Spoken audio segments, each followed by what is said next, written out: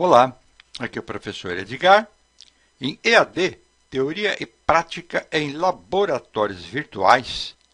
Nessa videoaula eu vou fazer uma análise do multivibrador astável, que também é conhecido com o nome de fantasia vagalume biônico. Eu vou abordar estes tópicos fazendo uma análise de funcionamento do circuito e interpretação das medidas obtidas durante o processo de simulação. Vamos fazer essa simulação no Multisim. O circuito proposto é este aqui. Dois transistores que alternadamente funcionam na polarização corte e polarização saturação. Vamos entender mais adiante o que significa polarização corte e polarização saturação. O tempo em que os dois transistores permanecem no corte ou saturação vai depender da constante de tempo formada por R4C2, que polariza a base de T1, e R3C1, que polariza a base de T2. Com isto, no processo de corte e saturação alternadamente, eu vou ter os LEDs também acesos alternadamente. Então, nós vamos ter aqui um pisca-pisca. Muito bem, vamos entender como é que funciona, principalmente no que diz respeito à interpretação de tensões nos terminais do transistor no processo de corte e saturação. Eu montei aqui um circuito no Multisim, já está funcionando o meu simulador, e vamos fazer uma interpretação do circuito equivalente aqui para nós entendermos o que significa corte e saturação e relacionando corte e saturação com chaveamento eletrônico. Então vamos lá. A base aqui está ligada praticamente ao potencial de terra. Esse resistor é extremamente baixo. Então, eu tenho aqui praticamente a base aterrada. Com isso, a tensão entre base e emissor é praticamente zero. Eu digo, então, que nessas condições o transistor não está conduzindo. Por quê? Ele está cortado. Processo de polarização, corte. Significa o quê? Que entre coletor e emissor, que deve ocorrer o chaveamento eletrônico, essa resistência é infinita. É como se tivesse aqui uma chave, porém aberta. Uma chave mecânica, né? Porém aberta. Ora, com isso, não haverá corrente no circuito. Veja bem, não existe corrente no circuito. E eu terei entre coletor e emissor praticamente a tensão da fonte, obedecendo o princípio LKT. Então, veja bem, se não há corrente no circuito, não há queda de tensão nesse resistor, então praticamente eu vou ter entre coletor e emissor a tensão da fonte, é o que está aqui, ó. Então, 11 volts, aqui eu tenho 12 volts na fonte.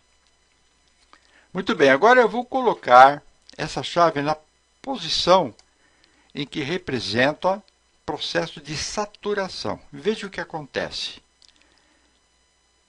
Quando a chave está nesta posição, significa que a tensão entre base e emissor é da ordem de 0,7 volts, o que garante, se nós analisarmos manuais de fabricantes, é um processo já de saturação.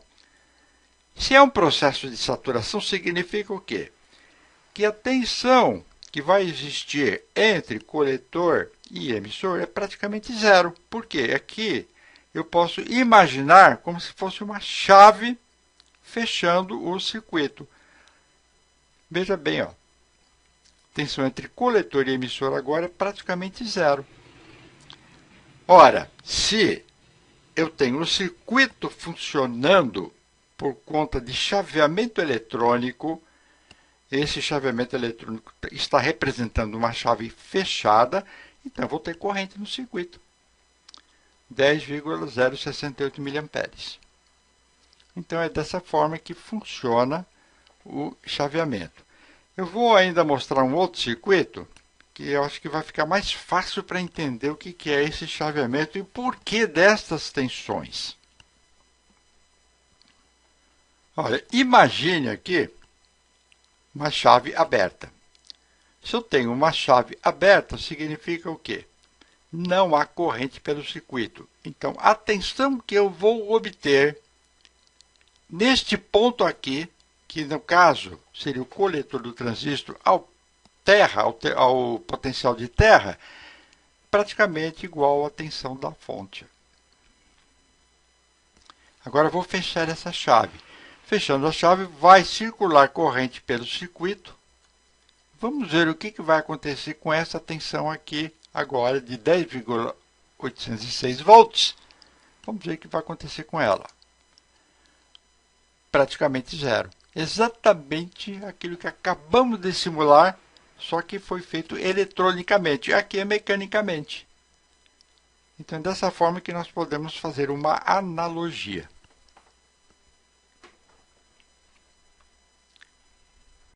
Antes de fazer a simulação no Multisim, eu vou mostrar aqui para vocês alguns comandos básicos do osciloscópio para facilitar a leitura. E muitos alunos me perguntam como é que funciona a calibração do osciloscópio.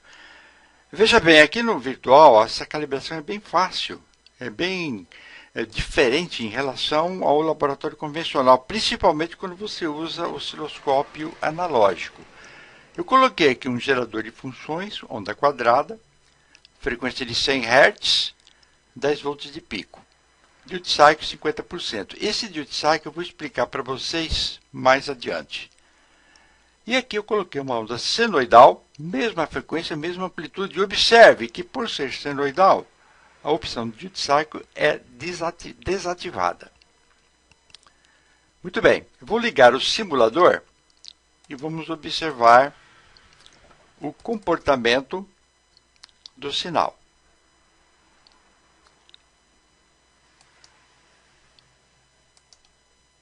Gatilhei aqui.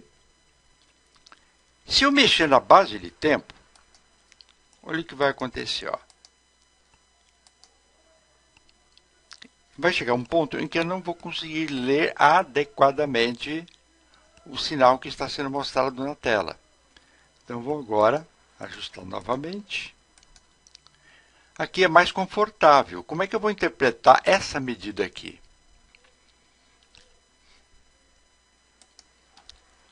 Então, veja bem. 2 milissegundos por divisão. Então, cada divisão dessa aqui, cada quadradinho desse aqui, vai valer, então, 2 milissegundos. Então, eu tenho aqui 2 milissegundos, mais 2 milissegundos, mais 1 milissegundo, ou seja, 5 milissegundos. Vamos ajustar aqui para 5 milissegundos. Observe aqui, ó. Uma senoide completa leva, então, 10 milissegundos. E aqui uma forma de onda quadrada completa leva também 10 milissegundos. Significa, então, que se eu inverter esse período, eu tenho a frequência. Então, vamos pegar aqui, ó, 10 milissegundos são 10 expoente 3 negativo, e vou fazer a inversão. 100 Hz. A unidade de medida aqui é 100 Hz. Muito bem, eu quero aumentar a amplitude do canal A, por exemplo, do osciloscópio. Então, venho aqui e vou aumentar a amplitude. Para aumentar a amplitude, o que eu vou fazer? Eu vou mexer nessa sensibilidade aqui, ó. Eu aumentei a amplitude, mas modificou o valor? Não, porque antes valia 10 volts cada quadradinho desses aqui, cada divisão dessa. Agora está valendo 5, então 5 mais 5, 10. No caso da senoide, 10 volts. Tem apenas um quadradinho. Mas eu quero analisar somente a senoide. Então, eu vou matar esse canal aqui. Para matar esse canal aqui, eu clico aqui, ó, e analiso somente a senoide. matar os dois canais. Quero analisar apenas o canal A. Então é dessa forma que eu faço o procedimento de leitura. Então é muito importante saber como é que funciona base de tempo e também como que eu posso ajustar a amplitude para ter uma leitura mais precisa o possível. Como é que funciona esse eixo X? Como é que funciona esse eixo Y? Então, vou mostrar para vocês a utilidade dele. Vou colocar aqui os dois com as mesmas sensibilidades de amplitude e eu quero separar essas duas formas de onda. Então, eu vou pegar o seguinte, fazer o seguinte, ó. Eu vou descer esta forma de onda aqui, quadrada, fazendo isso aqui, ó. Desci essa forma de onda quadrada. Posso, se quiser, subir a forma de onda senoidal. Então, eu separei aqui as duas formas de onda. Então, observe aqui, ó, posicionamento de Y. Para cima, positivo, para baixo, negativo. E agora eu posso fazer a leitura. Então, vamos lá. Mexendo mais uma vez na base de tempo, para vocês verem, ó. A alteração da base de tempo, se ela não for feita adequadamente, ela atrapalha a leitura que o osciloscópio está me mostrando, ó. Me perguntam, para que então o eixo X? Então, o eixo X é o seguinte, se de repente eu precisar modificar o posicionamento das formas de onda na tela do osciloscópio, é só vir aqui, ó. Eu desloco ele tanto para a esquerda como para a direita. Direita, sinal positivo, esquerda, sinal negativo. Ok? Então, é isso aí que eu queria passar rapidamente para vocês, só para vocês terem assim, uma ideia de como se operam esses controles. São controles bem básicos. Evidentemente que com o avançar das aulas, a gente vai vendo controles mais complexos, formas mais complexas. Vamos então simular o nosso circuito proposto, que é exatamente este aqui. Vou abrir a tela do osciloscópio e vou ligar o simulador. Observe que vai me aparecer aqui uma caixa de mensagem. Essa caixa de mensagem permite que eu faça o ajuste do tempo inicial de simulação, condição inicial de simulação. Por padrão, quando o software é instalado, essa condição inicial é feita automaticamente. O software que define, ele que decide. Todas as vezes que essa caixa aparece, eu tenho uma área de trabalho sacrificada, então ela diminui de tamanho. Então veja bem, eu vou fazer novamente. Observe então que ela diminui. Isso às vezes pode prejudicar a forma de interpretar, a forma de fazer análise de um circuito um pouco mais complexo. Então eu tenho a opção de ajustar isso aqui para zero. Então é simples. Vou fechar aqui. Desligar o simulador. Essa opção aqui, ó, Simulate. Esta opção, veja bem aqui, é um padrão na instalação do software. Eu vou ajustar isso aqui para zero. Se eu quiser voltar ao padrão do software, é só clicar aqui. Então ele faz o reset para padrão.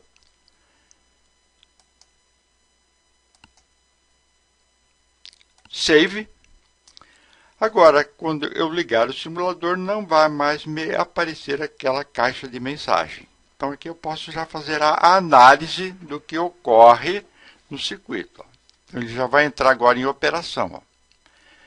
Muito bem.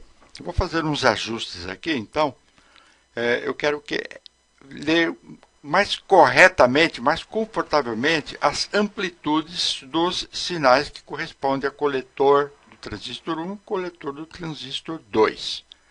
Vamos lá. Eu venho aqui e faço esse ajuste. 1 volt por divisão, vou colocar meio volt por divisão. Cada quadradinho desse, então, vale meio volt. Então, eu tenho aqui algo bem perto de 1,4 volts, 1,3 volts. Posso fazer a mesma coisa no canal B. Então, veja bem, eu tenho aqui segmento azul, que corresponde ao coletor de Q2, e o segmento laranja, que corresponde ao coletor de Q1. Eu quero separar esses sinais aqui. Para separar esses sinais, eu venho aqui na posição Y. Eu vou descer o canal B.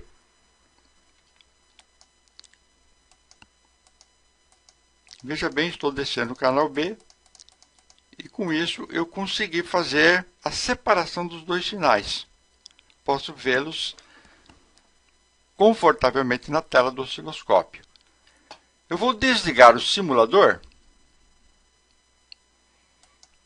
Eu vou desligar exatamente no ponto em que a tensão que corresponde ao canal B, coletor de Q2, está no seu valor máximo.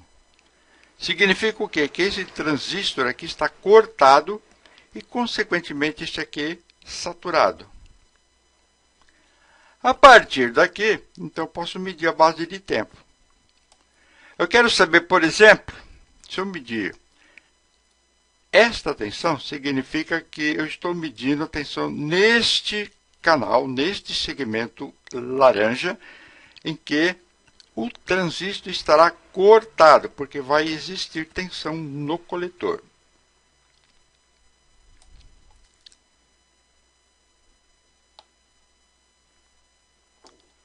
O tempo aqui, 83,333 milissegundos.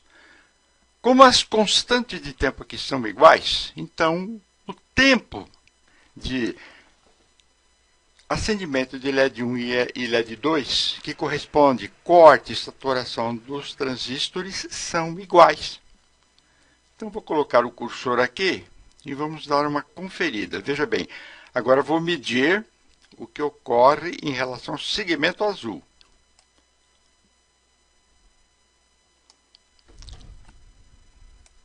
Deixa eu ajustar aqui direitinho. –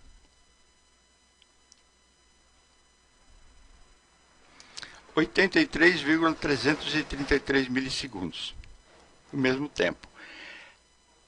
Deslocando o cursor até este ponto, eu tenho, então, acendimento do LED 1, acendimento do LED 2, o período total, 166,667 milissegundos. Eu posso calcular a frequência. Eu vou chamar a calculadora e vamos calcular essa frequência. Vou colocar então aqui, 166,667 expoente 3 negativo, porque 10 a menos 3 milissegundos. E vou fazer a inversão. Fazendo a inversão disso aqui, eu tenho então a frequência. Algo em torno de 6 Hz. Muito bem, vamos fazer uma outra análise, porque mais adiante eu vou explicar para vocês o que significa duty cycle. Vamos lá. Esses dois capacitores têm o mesmo valor. Eu vou alterar um desses valores e vou verificar que o tempo de acendimento relativo aos dois LEDs são diferentes agora. Por quê? O tempo de corte e saturação dos transistores vai ser alterado. Então, vamos lá. Vou colocar aqui, então, 47 microfarads. E vou observar agora que esses tempos não vão ser mais iguais.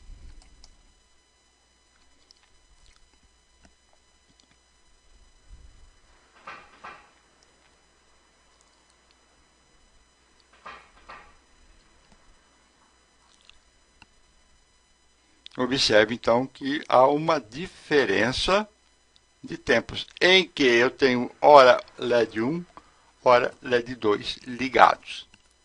Então, eu posso também medir esse tempo. Aqui no caso, por exemplo, LED 1 ligado.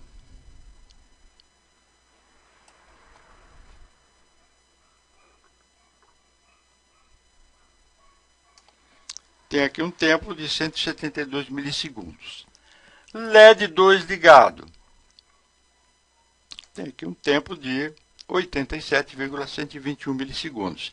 Evidentemente, aqui eu tenho, então, o período total. Muito bem. Significa o quê? Duty cycle aqui no caso é diferente em relação ao que nós vimos anterior. Quando os dois tempos são iguais, a gente diz duty cycle igual a 50%. Na próxima tela eu vou explicar para vocês o que é esse duty cycle. É muito importante saber. Para encerrar esta videoaula, vamos ver então o que é duty cycle, também conhecido como ciclo de trabalho.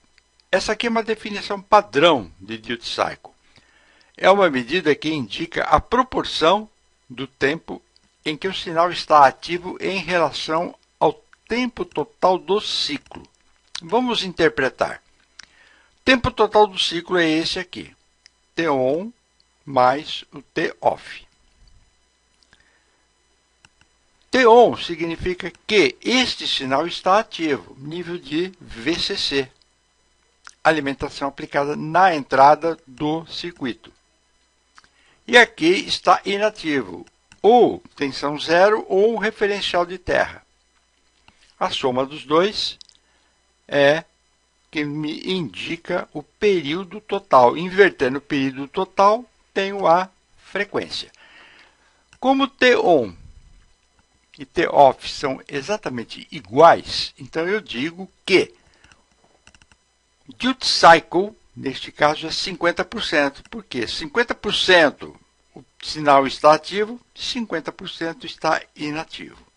Eu montei no Multisim um esquema para a gente entender melhor o que é esse duty cycle. Coloquei 3 geradores, eu vou utilizar onda quadrada, 100 Hz cada um dos geradores, e aqui duty cycle 50%, duty cycle 20%, duty cycle 80%. Vamos interpretar isso aqui, vamos ver o que isso significa. Eu vou ligar o meu simulador, abrir meu osciloscópio. Temos aqui então a forma de fazer essa interpretação. Observe aqui, ó, duty cycle 50%, tempo ativo, tempo inativo. Duty cycle 20%, tempo ativo bem menor do que o tempo inativo. E duty cycle 80%, o que eu tenho aqui? Ó, tempo ativo muito maior do que o tempo inativo.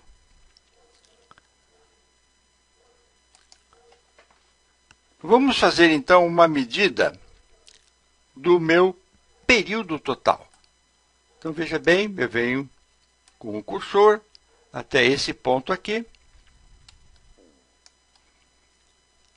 E venho com o cursor até esse ponto aqui. Então, eu estarei medindo aqui o meu período total, algo em torno de 10 milissegundos. Invertendo esse valor aqui, eu vou ter a frequência, que deve dar algo em torno de 100 Hz. É só conferir. Vou colocar aqui, então, 10,033 expoente 3 negativo e vou fazer a inversão. Então, praticamente, então, tenho 100 Hz. Muito bem. Eu quero agora saber qual é o tempo ativo. Então, eu venho com o cursor aqui. Neste primeiro caso aqui, tempo ativo, 5,044 milissegundos. Representa, então, um duty cycle de 50%. Eu venho aqui e vou medir esse tempo ativo aqui. 1,996 milissegundos. Representa, então, um duty cycle de 20%. E colocando aqui, eu vou ter um tempo de 8,038 milissegundos. Duty cycle representando, então, 80%. Pessoal, era isso que eu queria passar para vocês nessa videoaula. Façam simulações, alterem valores de simulações que vocês viram nesta videoaula. Cálculos são muito importantes. E até a próxima videoaula. Bye!